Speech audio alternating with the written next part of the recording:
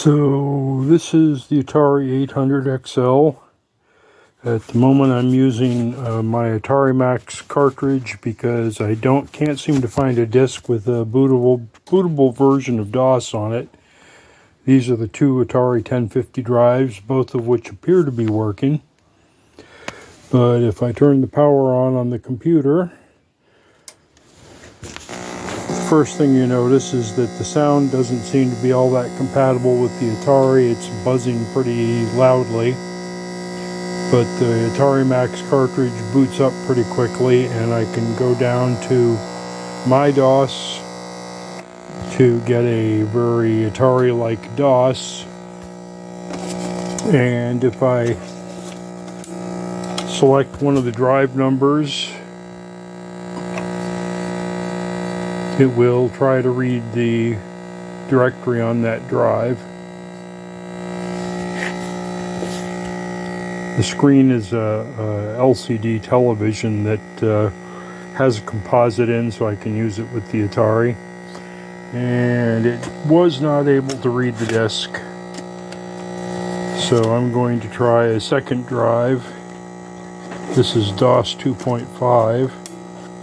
I was unable to boot that, but if I go and hit 1 for read the disk, it automatically pulls up the DOS disk contents and displays them on the screen. And I assume that by typing in one of the program names and hitting return, it'll run it. Let me see what happens if I type RAM disk. Nope, doesn't work that way.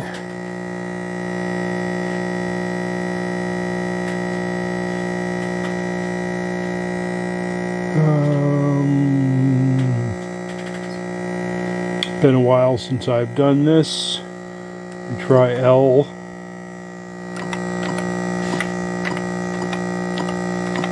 RAM disk. And hit return. And that's an error 170, which means file not found. So more work to do. So out of concern that the sound quality on the computer might have been problems with the other computer, I brought in another computer, and this one seems to have just as many sound problems as the other one does, or at least as much buzzing. I've got this thing in BASIC. I'm going to type BY to go to the test program, and we'll see so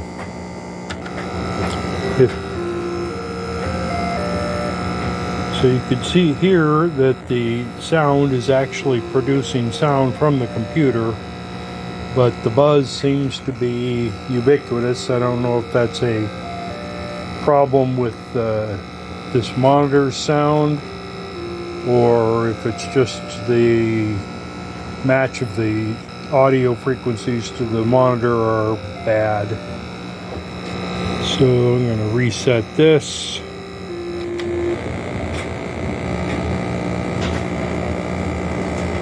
Go back into BASIC, type BY again, and I want to do a test on the memory. And as you can see, it's stepping through ROM and RAM, and everything's coming out green for the moment. I'm going to let it run for a while, and then we'll see how it looks at the end of the test. I've turned the sound down to reduce the buzzing by a bit. So far the memory test seems to be moving right along. I think it creates about 3 levels of RAM for 64K. I'll get back to this in a minute.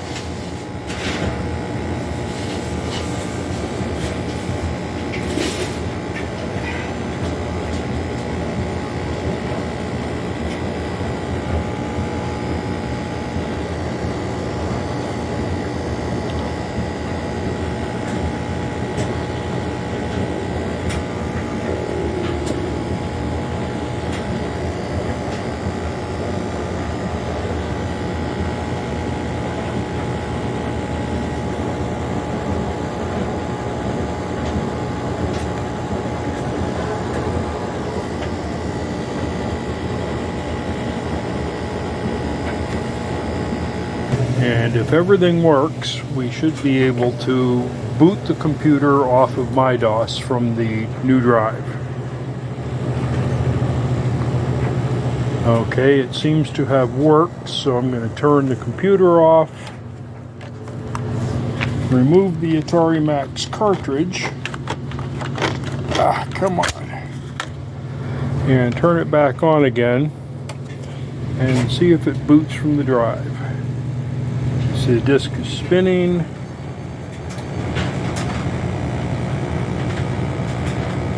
And it went to the ready prompt, so the question is did it boot to DOS?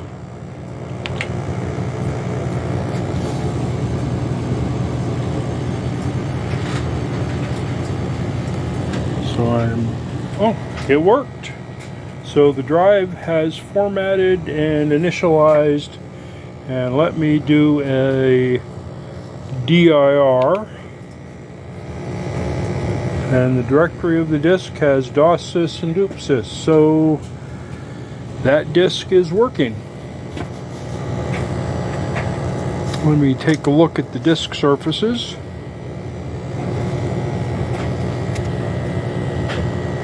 And it appears that the disk surfaces are not scarred, so those other discs I tried earlier were probably damaged. So we have successfully initialized a disk. Now, can we go back to the cartridge? B to return to the cartridge. And we have the cartridge back to the ready prompt.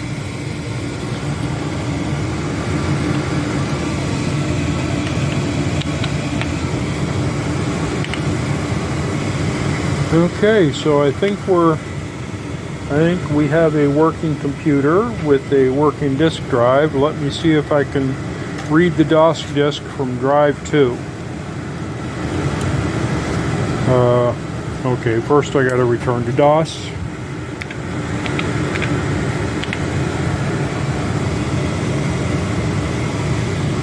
And the disk is spinning, and it's returned to DOS. Now, if I put this disk in the second drive, which is set up to be drive 2, and hit 2 on here, disk is spinning and it's reading the drive. It sees DOSsys and doopsys, and 938 free sectors, which would be about right for an enhanced disk, which I think formats a blank disk to about 1050 blank sectors. So I think we've got a working disk drive, pair of working disk drives, and what I'm going to do now is format another disk, and those will be the shipping disks for this computer. So putting the DOS disk back into drive 1, and the clean disk, the new disk, which I have here, I'm going to put that into drive 2, and I'm going to tell this to initialize drive 2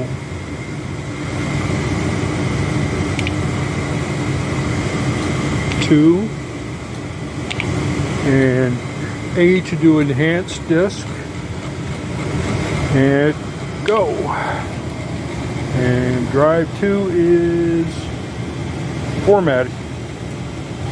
So I'll pause this for a second. And okay, the format finished, and I'm going to hit 2 to see what it says about drive 2. 1027 free sectors on an enhanced disk. So now I'm going to write DOS files to disk 2. And that's H and 2 and return, and I can see that the DOS files are transferring to disk 2. We'll pause this and we'll come back when it's finished.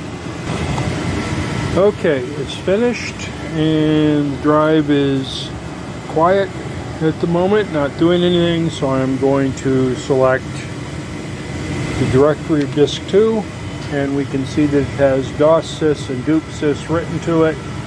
So we've got 2 formatted and initialized boot disks, which I'm going to leave in the drives for shipping purposes.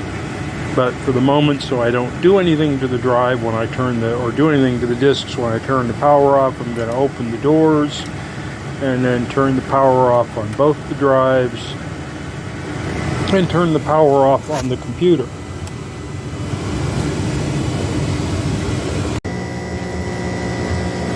Okay, back on the Atari Max. I wanted to see if I could find a game that's supposedly on here, so I'm going to the FAT32 loader and hitting enter. And I've got Basic XE, Basic XL, and example ATR files that were included on here. Let's see what we have for an example ATR file.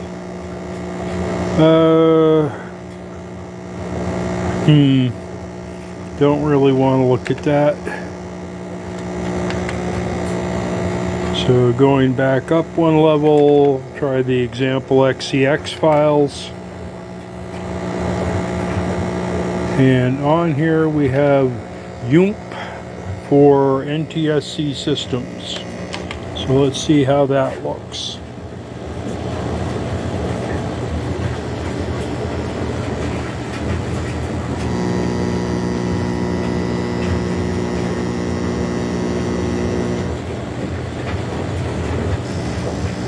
Okay, so can I just hit start on this?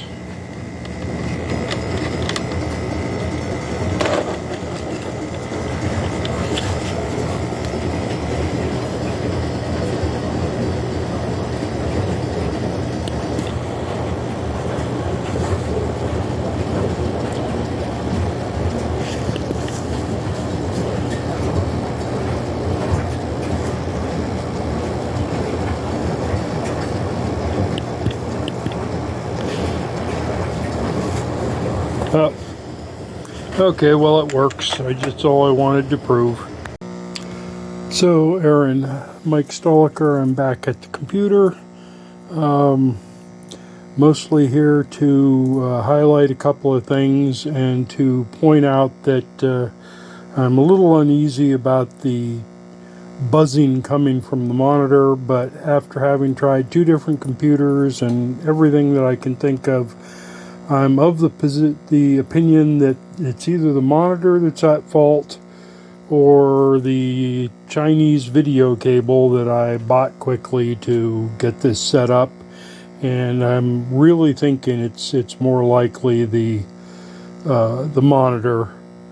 And since you're not purchasing or not getting a monitor as part of the deal, I guess it's something for me to be concerned with later. And if nothing else, if you do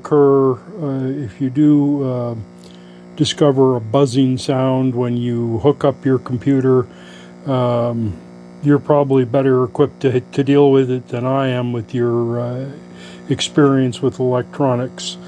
So basically, the other thing is I am an idiot and forgot to hit record when I first put this pole position cartridge in.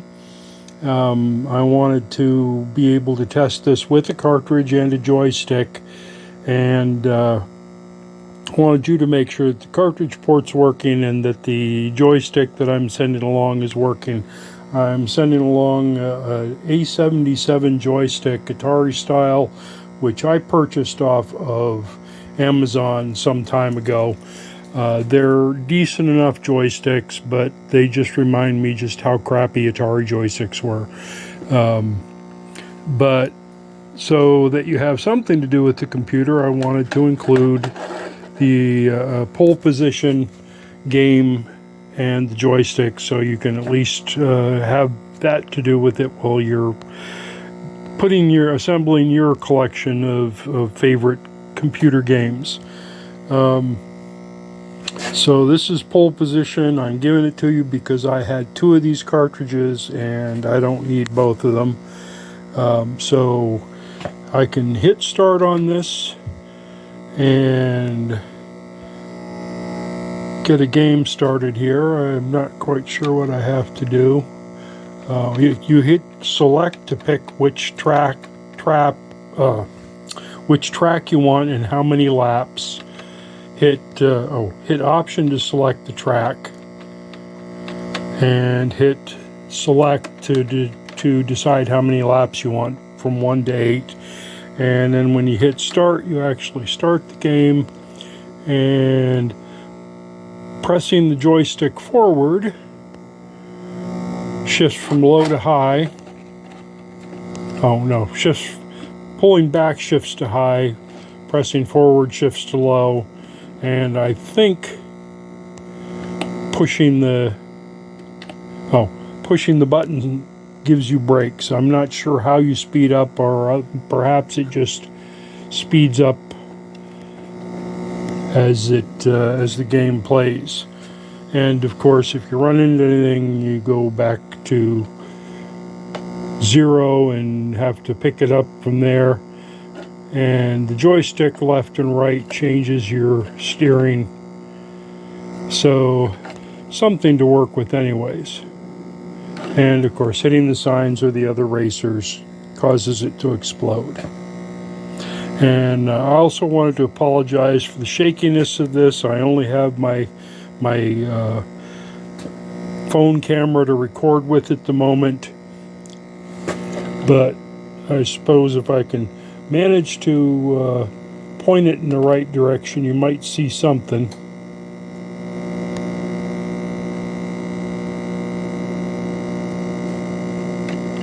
But it's very hard to play the game and steer with the joystick. Alright, I guess that's it for now. I'll be sending this up to YouTube after a quick edit, and then I'll send you the link to the YouTube video. Catch you later. Bye.